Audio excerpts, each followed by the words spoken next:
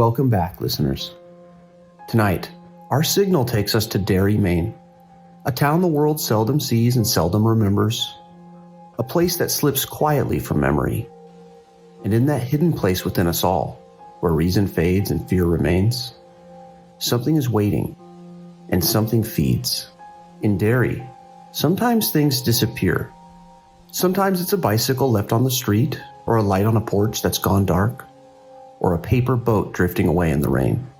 They say this town forgets, and that every 27 years, the dark beneath the streets begins to stir again.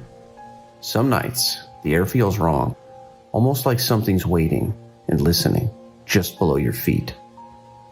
If you hear voices coming from a drain, stay away. If you're enjoying these broadcasts, please consider subscribing. Your signal helps the beam hold and the tower stand against the dark. And for those of you who wish to go deeper, remember, hidden doors wait in the description. For now, the town is still, the dark is waiting, and somewhere beneath Derry, something is awake. So, turn off the lights and settle in. The transmission starts now.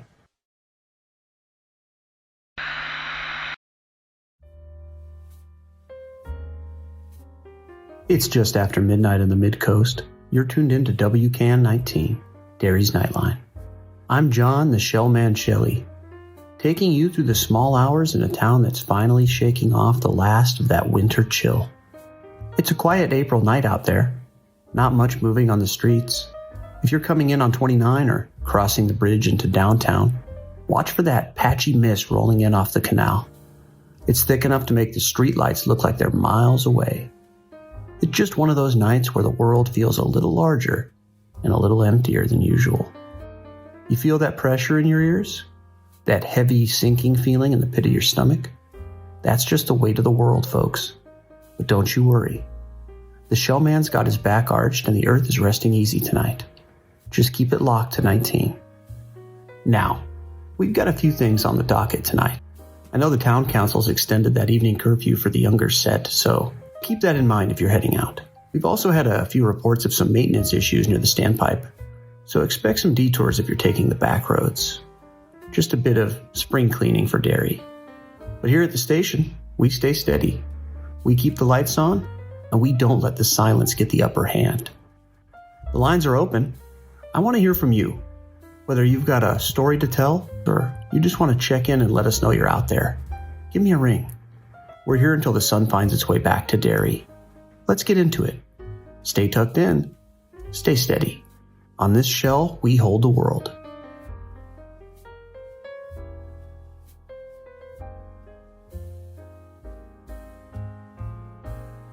And it looks like we already have our first caller of the night. This is WCAN 19. You're on the Nightline with the Shellman. Who's calling in? Hey, John. My name's Artie. Listen, I'm over here on Witcham, right across from the old drugstore. You guys having any issues with the station's transmitter? Any weird frequencies bleeding out? Hey, Artie. Everything's clear on my end. Rock steady. Why, you getting some interference on the truck radio? No, not the radio. It's the sewer line. I'm out here trying to check a leak, and, John, I keep hearing this tune. It's coming up through the grates. Clear as a bell. A tune? You mean like a radio playing down in the pipes? Maybe someone dropped a Walkman down the drain? That's what I thought too, but I've walked 3 blocks and the song follows me. It's not just a recording either. It's kind of a whistle, a human whistle. High and sharp. Like that old song, you know, the one about the man on the flying trapeze.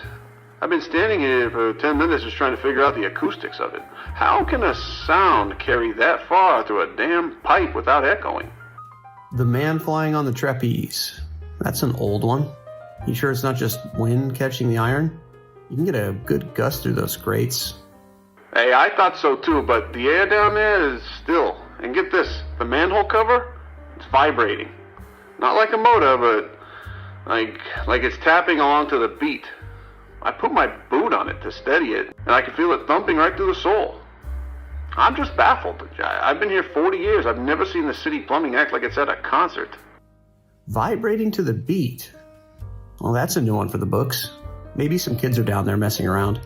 The Barrens entrance isn't too far from where you are. Maybe. But they'd have to be standing in 3 feet of runoff to be right under this grate. They'd have to be the best whistlers in the state of Maine, too. It's just weird. I'm gonna go check the next block over, see if it's any louder there. I just wanted to see if anyone else was calling in about musical pipes tonight. Nobody yet, Artie. You're the solo act tonight. Well, keep us posted if it changes tune, will you? Will do, Shellman. Take it easy. The Man on the Flying Trapeze. My grandma used to sing that one. Strange things happening in the infrastructure tonight, folks.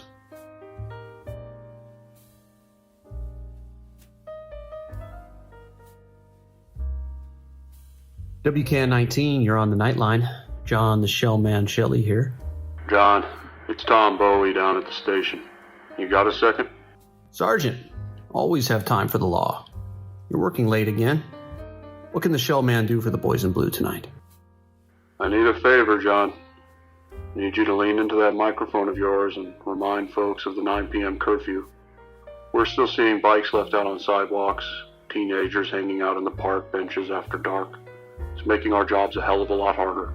You got it, Tom. We mentioned it at the top of the hour, but I'll keep the drum beating. Things getting a bit restless out there tonight? You could say that. We had another report come in. A youngster from over on Kansas Street didn't make it home for supper. 10 years old. We've got officers out doing a sweep of the Barrens and the neighborhood around the school, but it's slow going. Kansas Street? That's right near the park. I'm sorry to hear that, Tom. Is there a description for the listeners? Anything we can look out for? Just the usual. If anyone saw a kid in a blue windbreaker or anyone acting out of place near the trailheads, they need to call us. But mostly, John, just tell people to stay inside. It's an April night in Maine. It's cold. It's damp.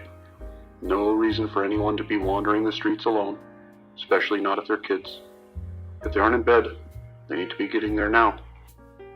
I hear you loud and clear, Sergeant. We'll keep the message going. Anything else the public needs to know? No, that's it for now. We're just trying to keep a lid on things.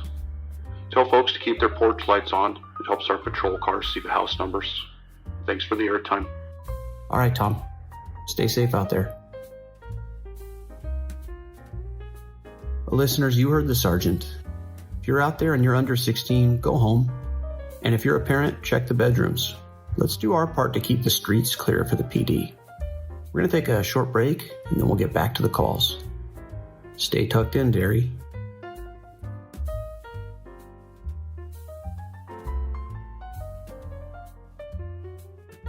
WCAN 19, you're on the Nightline. John Shelley here. Who do I have on the line? Yeah, hello. My name is Bobby. I'm calling from a payphone outside of Texaco on the edge of town. I just got off a bus from Thomaston. Well, technically from the Shank, if you catch my drift. I catch it, Bobby. Welcome back to the outside. A first night of freedom in Derry, Maine. It's a hell of a place to start over. What can the Shellman do for a man on the move? Well, I ain't looking for trouble. I've had enough of that to last 3 lifetimes. I'm just standing here waiting for a ride, and I saw something out in the field behind the station. I don't know if the folks in this town are into weird pranks, but it's unsettling me. The field behind the Texaco. That leads kind of almost down into the Barrens. What are you seeing, Bobby? Some local kids hanging around? No, it ain't kids. It's a dog. Or I thought it was a dog. Big mangy looking thing sitting right at the edge of the tree line. But hey, John, it's sitting there on its haunches watching me, and it's wearing something. Wearing something? Like a collar? No, it's got a mask on, like one of those plastic ones from a pharmacy. A clown mask. It's tied around its head with some twine, hasn't moved an inch in 10 minutes. Just sits there, breathing.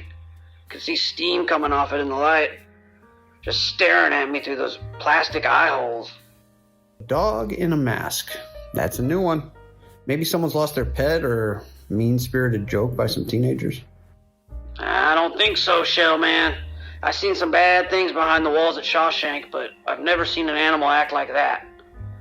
Like it's waiting for me to hang up the phone. And I'll tell you something. I'm a grown man. I've done my time. But I'm about 5 seconds from leaving my gear here and just walking away. Easy now, Bobby. Don't go walking the highway at night. Our PD sergeant here called in about a curfew, so stay in the light of that Texaco. Your ride should be along soon. It's just a stray dog, probably. Derry does have a weird way of making everything look a little stranger in the dark. Yeah, maybe. I don't like the way it's looking, John. Dog shouldn't look like it's enjoying itself that much. I'm hanging up now. Ride's here. Good luck, Bobby. Stay steady.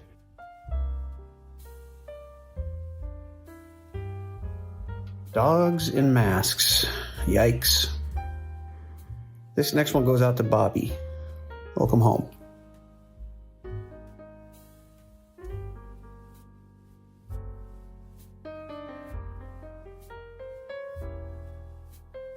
All right, Derry, listen up.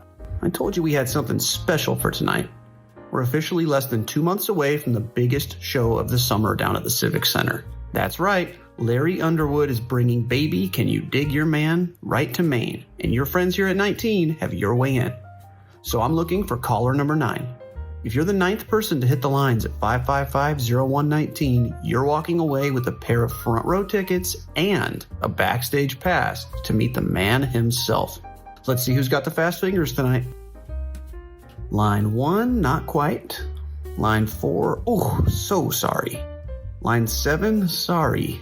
And line 9, WCAN, you're on with the show, man. Am I talking to a winner? Holy, is this John? Am I really on? Did I get him? You sure did. Who am I talking to?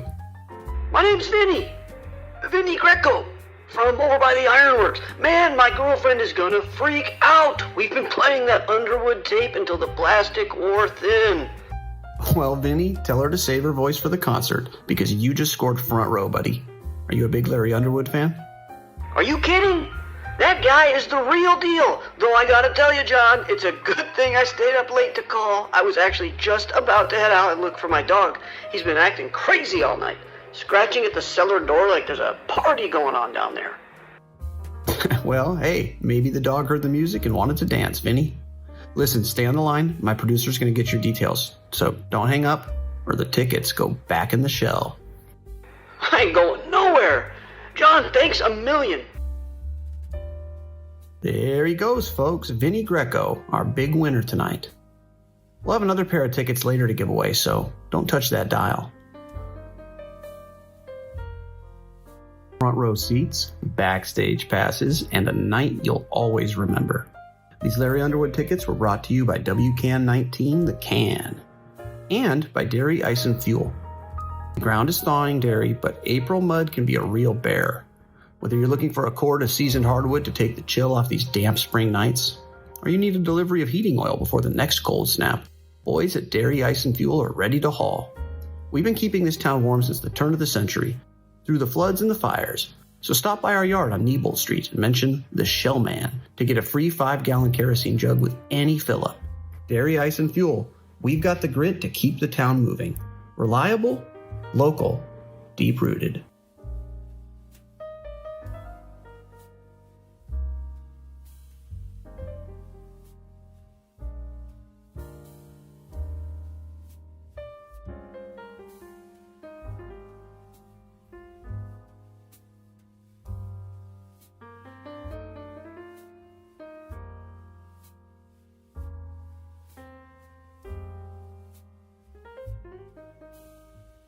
WCAN 19, you're on the Nightline.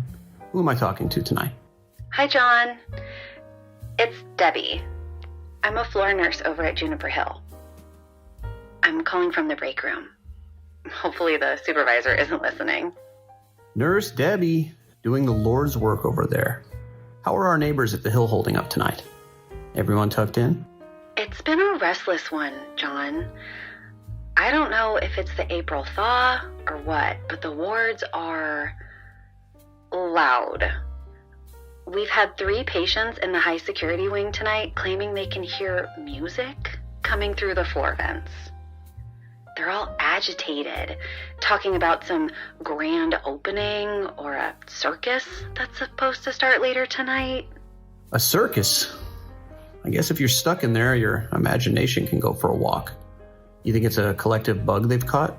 That's what the doctor says.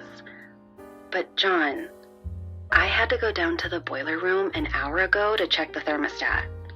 The heat's been spiking all night. And it's not just the patients.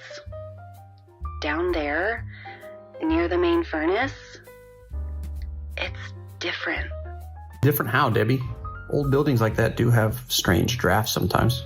It wasn't a draft. The boiler room floor was wet. Standing water everywhere, like a pipe had burst. But when I went to look for the leak, I saw something in the shadows behind the coal bin. It looked like a pile of, well, it looked like old, colorful rags. Red, yellow, orange. I thought a janitor had left a mess, but when I stepped closer, the whole pile just shifted. Shifted? Like what? Like moving in the draft? No, like it was breathing. And the smell, John, it didn't smell like oil or steam. It smelled like old candy and swamp water. Boiler rooms are spooky places even on a good day. Sounds like you need a vacation, Debbie. Or at least a strong cup of coffee. I didn't stay to investigate. I just turned the dial and got out of there. And the weirdest part, as I was locking the door, I heard a laugh. Not a patient laugh. It was deep, like it was coming from inside the furnace itself. Tell people to stay safe. Even the walls don't feel thick enough tonight. Stay steady, nurse. Talk to you later.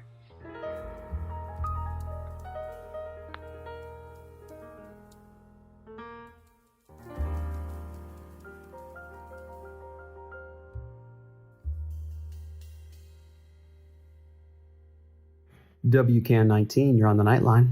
Who am I talking to? John, it's Mrs. Sable from the public library. Mrs. Sable, a local treasure. What are you doing working the late shift? I thought Mike Hanlon usually handled the night research. He does. Mike's a dear, but he went home a few hours ago. He looked a bit under the weather, the poor man. Something's really been bothering him lately. I stayed behind to finish cataloging some of the old town ledgers in the circular room. It's so quiet in here, even for a library. Well, a little peace and quiet can be good for the soul. Though, I'll admit, that building has enough shadows to keep anybody on edge. You almost done? I was, but something happened. I was sitting at the main desk. I had one of the 1920s Centennial volumes open, just a collection of local photographs. I hadn't even touched it yet, but the pages, they started to turn, one by one, softly, like there was a breeze, but all the windows are shut. The pages were turning themselves? Well, that's creepy. Could it have been a draft from the ventilation? It was not a draft. The book stopped on a page of the old Ironworks festival. There was a man in the background of the photo. It was my father. He passed away when I was just a girl. He was standing there, dressed in his Sunday best, looking right out of the black and white print. And as I watched, he looked at me. He smiled and he winked. He winked at you? Mrs. Sable, are you okay? Maybe the fumes from those old bindings are getting to you, or maybe you're just past the point of exhaustion? I know what I saw. He looked so real, and he wasn't alone in the photo. There were children behind him. and their faces were smears of white. I don't want to look at it again. I've moved to the break room, but I can still hear pages flipping at the desk. Okay, well, Mrs. Sable, listen to me. That is justifiably terrifying. Truly. I don't care about the cataloging. I think you should grab your coat, walk out the front door, and lock it behind you. I wouldn't even look back. Go straight to your car, go home, get some rest. I think you've been working too hard anyway. Yes, I think you're right. I'll go out the side exit. Good. Be safe. Good night, Mrs. Sable. Well, listeners, if that call from our library didn't give you the chills, I would like to do another message from our sponsor. Derry is a town of stories, and tonight we are celebrating one of our own. If you haven't picked up the latest thriller from Derry's very own William Denbrough, you're missing out. His newest bestseller, Black Rapids, is officially in stock and flying off the shelves. It's a chilling tale that'll make you think twice about what's lurking just beneath the surface.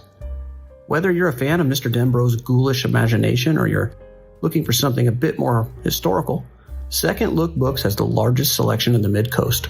Come browse the local Legends aisle, featuring maps of the Barrens and archives of the Old Canal District. Stop by this week, pick up your copy of Black Rapids, and mention the Shellman to receive a free commemorative bookmark featuring the Derry Standpipe. Second Look Books, on the corner of Maine and Canal. Come take a second look.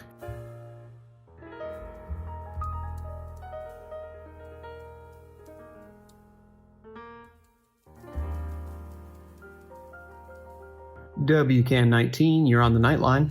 Who am I talking to? Good evening. My name is Leland. I'm just passing through your corner of the world and felt compelled to call. You have a very comforting voice for a night like this. Well, thank you, Leland. So you're just passing through, you said? You just taking the scenic route through Maine, or you headed somewhere specific? Oh, a bit of both. I'm a collector of sorts. I spend my days looking for things that people have forgotten they ever owned. I find that small towns like Derry often have the most interesting items tucked away in their attics. Items with history. Items with weight. A collector, huh? Well, you've come to the right place. We've got history coming out of our ears in this town. You finding anything worth keeping? I've seen a few things tonight that caught my eye. I took a stroll near your canal earlier. Very peaceful. It's rare to find a place that holds on to its past so tightly. Most towns try to pave over their secrets, but Derry seems to cherish them. It's quite a rare quality. Well, we're a traditional sort of place, I suppose. You planning on staying long, or is the road calling your name? The road is always calling. I'm just scouting for now. I'm looking for the right spot to set up a little shop of my own one of these years. A place where a person can find exactly what they're looking for, provided they're willing to pay the price. But that's a conversation for another time. I suppose it is. Well, Leland, good luck with your scouting. Hope the road treats you well tonight. It always does. You stay safe in that booth of yours. It's a heavy world out there. But you seem like a man who can handle the pressure. Good night.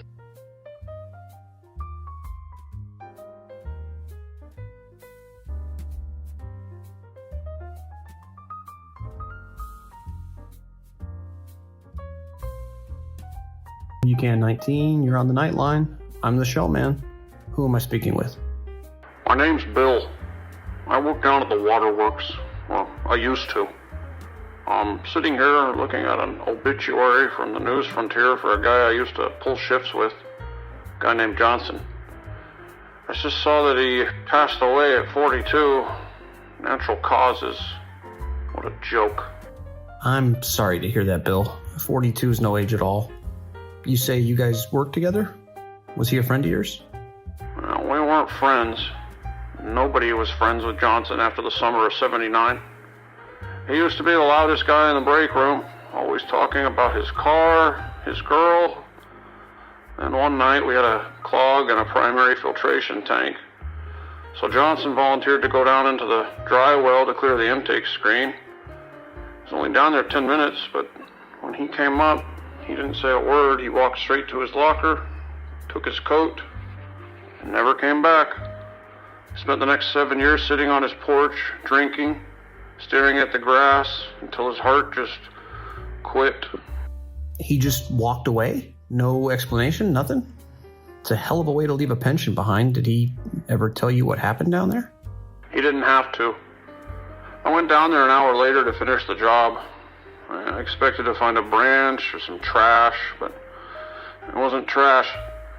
The filter screen was covered in this kind of tissue. It looked like gardenia petals, soft and pale pink, just thousands of them, growing right out of the iron. And they were pulsing like a lung. Pulsing? Like a plant or some kind of fungus? Well, that's what I thought too, until I looked closer. Nestled inside those petals were things that don't belong in a sewer. I saw a pair of silver spectacles, a set of house keys with a Derry high keychain, and I saw a row of baby teeth set into the growth like they were part of the anatomy. It wasn't just catching things, it was incorporating them. It was like a garden of things the town had lost, all being digested by something that sounded like it was purring. Bill, that's a lot to take in. Are you saying this thing was growing people's belongings? I'm saying Johnson saw it, and he realized that every time he turned on his tap at home, he was drinking water that had passed through that thing.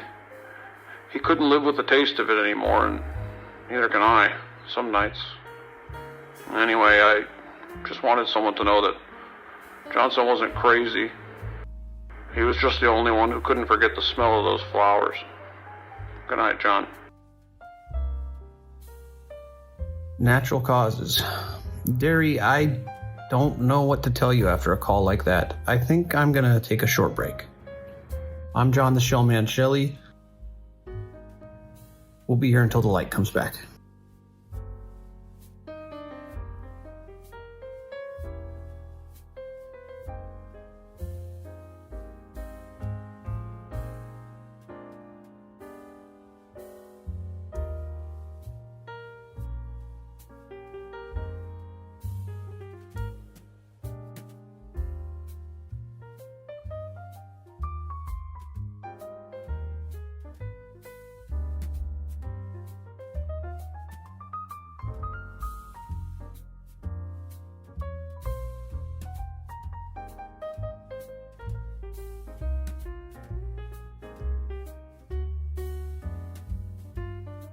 Sorry for the silence, folks. I had to step out to the restroom, and I think the late hours finally starting to get to me. I was standing there at the sinks, splashing some cold water on my face. Everything was quiet, dead quiet, until I heard a sound coming from the floor drain near the stalls. Kind of like a whistling, low, thin, like wind moving through a keyhole. But there aren't any windows back there. Now, I'm not a brave man, but I was curious, so I leaned down, I got my ear right over that cold iron grate, and the whistling stopped, just gone. And I heard a kind of heavy, wet breathing, like something was standing just a foot below the floor. I felt like something was looking at me up through the dark, so I froze, I couldn't move. I was waiting to hear it again, and then right behind my head, bang! A red balloon just burst right at the back of my neck. I nearly jumped out of my skin. It scared the absolute hell out of me. I turned around and nobody was there. The door was still locked too. Just a scrap of red rubber sitting on wet tile. Now, I don't know how a balloon gets into a locked station at this hour, and I don't know why it waited until I was leaning over a drain for it to pop, but I'll tell you this, I'm staying in my chair the rest of the night. And I'm gonna keep my eyes on the door.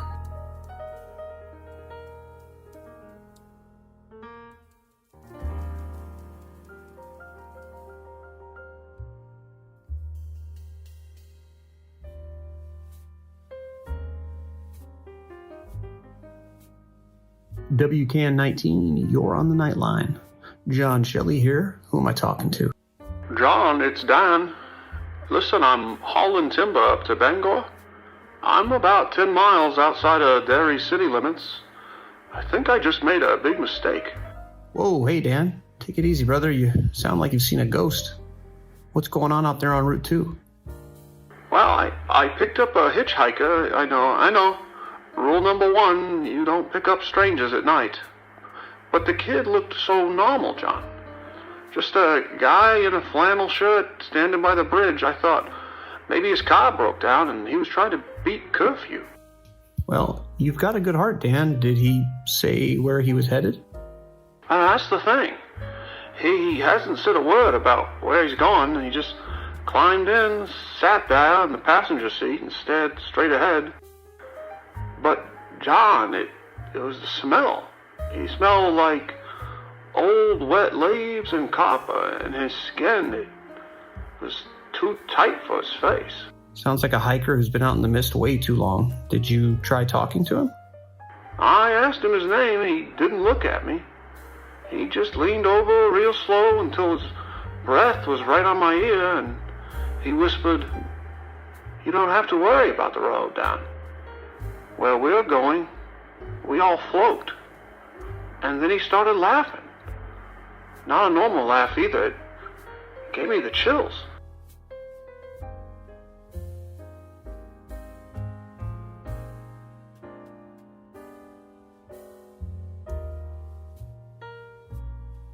All right, Derry. Before we get back into the music, I do want to take a moment for those of you behind the wheel tonight. We just had a call from a driver on Route 2, and it's a reminder of the times we're living in. I want to reiterate the Derry PD's advisory. There's a 9 p.m. curfew in effect for all minors, but frankly, if you don't have a reason to be out on these roads tonight, you should be heading home. We've had a rise in missing persons reports over the last few weeks. Names and faces that shouldn't be on posters, but they are. And a word to you long haulers and late shift workers. Do not pick up hitchhikers. I don't care how cold it looks out there or how normal they seem. If you see someone on the shoulder, do not stop. Keep your doors locked. Keep your eyes on the road. And if you see anything, and I mean anything, that doesn't sit right with you, find the nearest payphone and call the authorities. Keep each other safe tonight. Keep your head in the shell.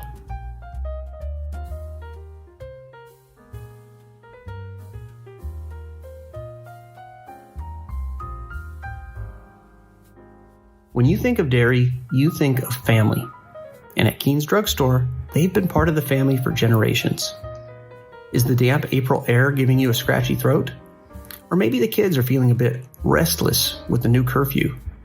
Stop in and see Mr. Keen at the pharmacy counter.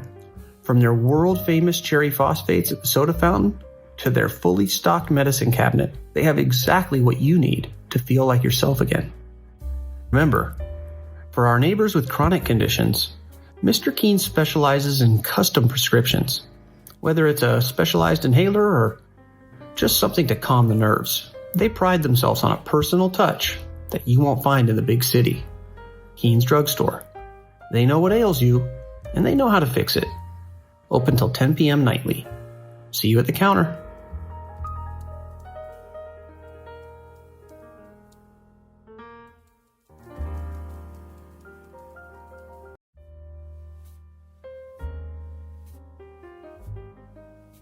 WCAN 19, Nightline. John the Shellman Shelley here. Who am I speaking with? Hello there, John. My name's Bob. I just wanted to call and let you know that I made it to a phone. I know everyone's been a bit worried about the roads tonight. Hey, Bob. Nice to hear a friendly voice. You're calling about that advisory? You aren't out there walking, are you? Oh, I was. For a little while. But I'm all set now. I actually found a ride. A friend of mine's coming to get me. He's just pulling up now. And man, you should see his car, John. It's a real beauty. A 1958 Plymouth Fury. Bright red.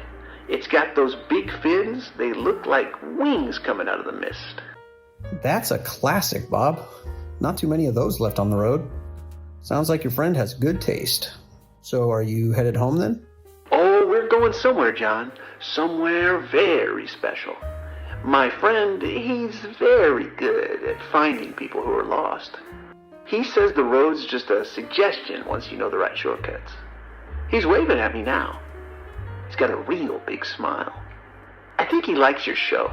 Well, Cullen the Shellman says drive safe. That Fury's a lot of metal to handle on wet roads. Oh, it's not the metal that does the work, John. It's the hunger. And you've been very helpful tonight, providing all these voices for us to hear. It's like a big dinner bell ringing across the county. Excuse me? The shell is cracking, John. Can you hear it? You shouldn't have stayed in the booth so long. Pretty soon the water will come up through the floorboards. It's nice and cool. Come on down, John. We got a seat for you in the back of the Fury. There's plenty of room. Because we all float down here. We all float! And you'll float too.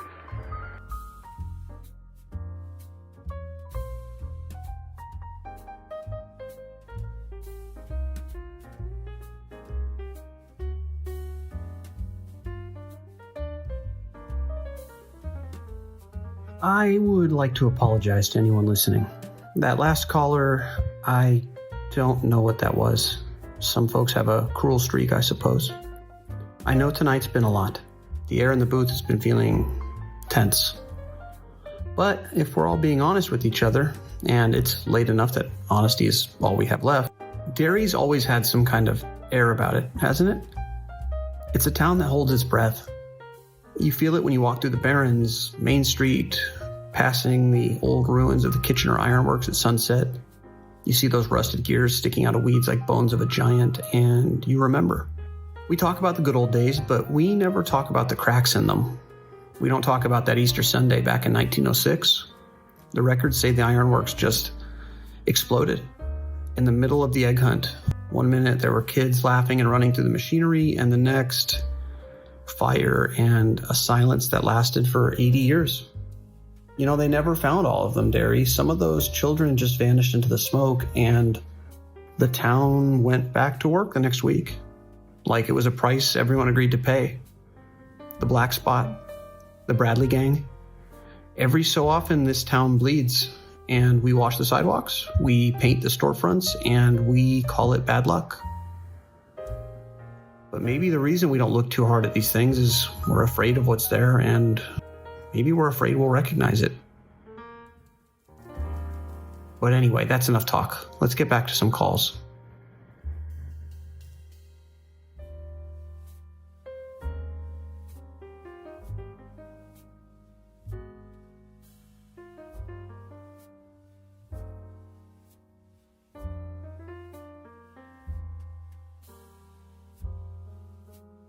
WCAN 19, Nightline. I'm the Shellman. Who am I talking to? John, it's Coach Henderson. I was sitting at the bleachers here at the high school. I had came down there to lock the equipment shed, but I haven't left the stands in 20 minutes. Hey, Coach. You taking in the night air? Aren't you supposed to be resting up for that game on Friday? What's got you at the field so late? The lights, John. The stadium lights. I didn't turn them on. The breaker is locked in my office, but about a half hour ago, they all just hummed to life. But the light isn't white, John. It's the same sick orange color as the old street lamps downtown. I'm hoping it's the electrical grid having a moment, but we've had a lot of strange things happening tonight. Did you call the janitor? It's not just the lights. There is a team out there. At least I think it's a team. They were running drills in the middle of the field, but they weren't wearing the Blue Devils colors. They were wearing uniforms from... My God, I haven't seen those jerseys since I was a kid in the 50s. They were all covered in mud and river silt. Again, Coach, I'm trying to just be optimistic here. Maybe some kids playing a prank before the big game? No, they aren't kids. They're too tall, and they weren't making a sound. No pads clashing, no shouting, just wet feet hitting grass. I looked at the quarterback, and he turned around to look at the stands. He didn't have eyes, just 2 silver coins where his eyes should be. And he held up the ball, only it wasn't a football, it was a human skull, polished white and grinning right at me. All right, Coach. I think you should go get in your car right now and forget about the shed and just drive home. You hear me? They blew the whistle. Only it didn't sound like a whistle. It sounded like a woman screaming in the woods. I'm going now. Listeners, I think the coach has seen enough practice for one night. And Derry, I'm starting to think the curfew was a really good idea.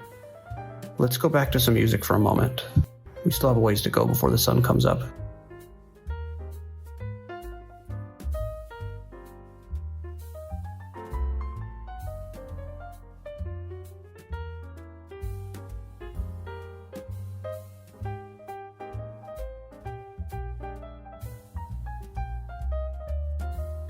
WCAN 19 Nightline, John Shelley here. Who am I speaking with? Hello, John. My name's Martha. I'm a night shift nurse over at Derry Home and Hospital. I've been listening to the show tonight while I do my rounds. Martha, pleasure to have you. God bless you and the rest of the staff over there. I imagine it's a long night in those halls. How's the ward tonight? Nice and quiet? It's a little too quiet, John. That's why I called. Usually on a night with mist like this, the emergency room is humming, but tonight it's like the whole town just stopped coming in. We haven't had a single admission since the curfew started. It gives a person too much time to think. I hear you. Silence in a hospital can be its own kind of heavy. What's on your mind, Martha? Well, it keeps taking me back, I haven't thought about my brother Eddie in years. Not really. But tonight I can't get him out of my head. He went missing back in the 50s, right in the middle of that summer heat wave. He was only 10. I'm sorry, Martha. That's a lot for a family to carry. Those were hard years for Derry. They were. I remember the last day I saw him. We'd just come from the matinee at the Aladdin. We had seen the creature from the Black Lagoon. Eddie was so scared. He kept talking about the gill man and how it could hide in the pipes and still water. I laughed at him. I told him it was just a man in a suit. Later, he ran off and he just never came back.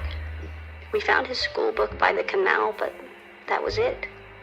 That is a heavy memory to hold on a night like this. I can understand why the quiet's getting to you. The reason I'm telling you this, John, is because of the pediatric wing. I was just down there and every child in the ward, from the toddlers to the teenagers, are asleep. But they've been dreaming the same thing. They're talking in their sleep, John, almost in unison. They keep talking about the silver track. They keep saying, the train is coming to the station and the conductor has no face. The silver track? Maybe some kind of story that's been going around the school? Maybe. But then they all laughed. A soft little giggle at the same time, and it sounded just like Eddie's. I haven't heard that sound in 30 years, but I'd know it anywhere. I think I'm going to go check on the monitors again. I just wanted to hear a voice that wasn't whispering. Stay safe tonight. You too. Keep your head up, Martha.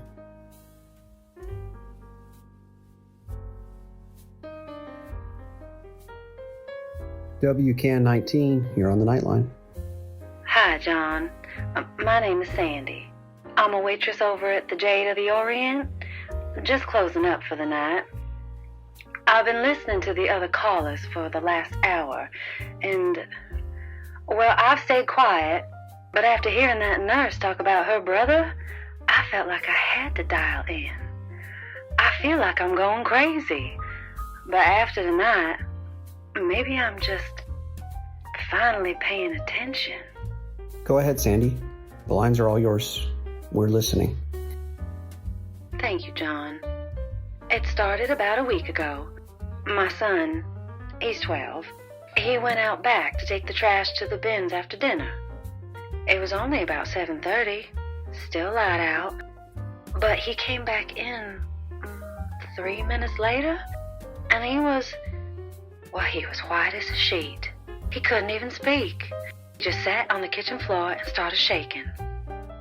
When he finally found his voice, he told me there was a man standing by the neighbor's fence. He described him in such detail, it made my skin crawl.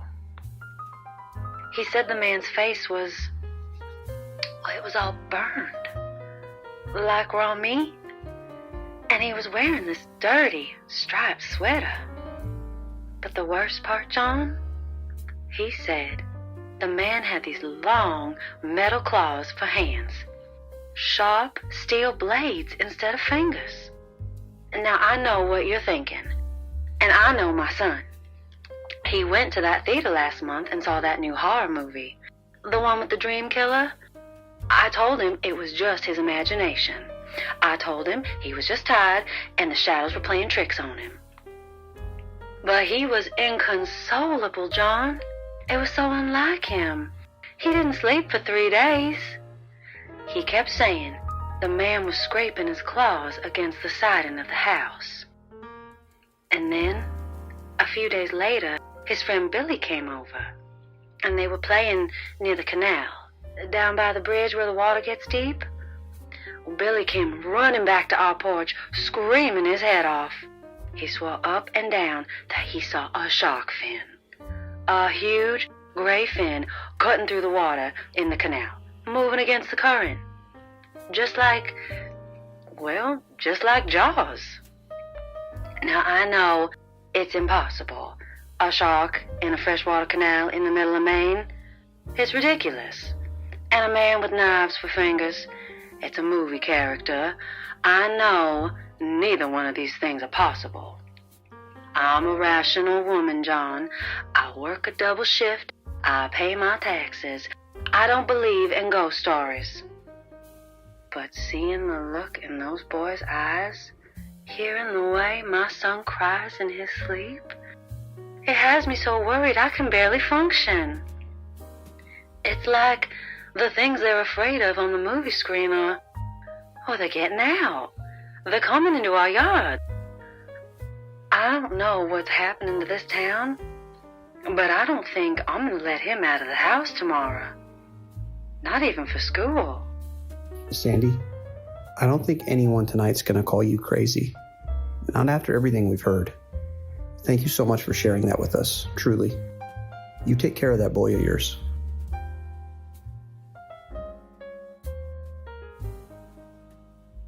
You know, I've been sitting here in the dark for a long time tonight, listening to Martha talk about Eddie, listening to Sandy talk about the things her boys saw.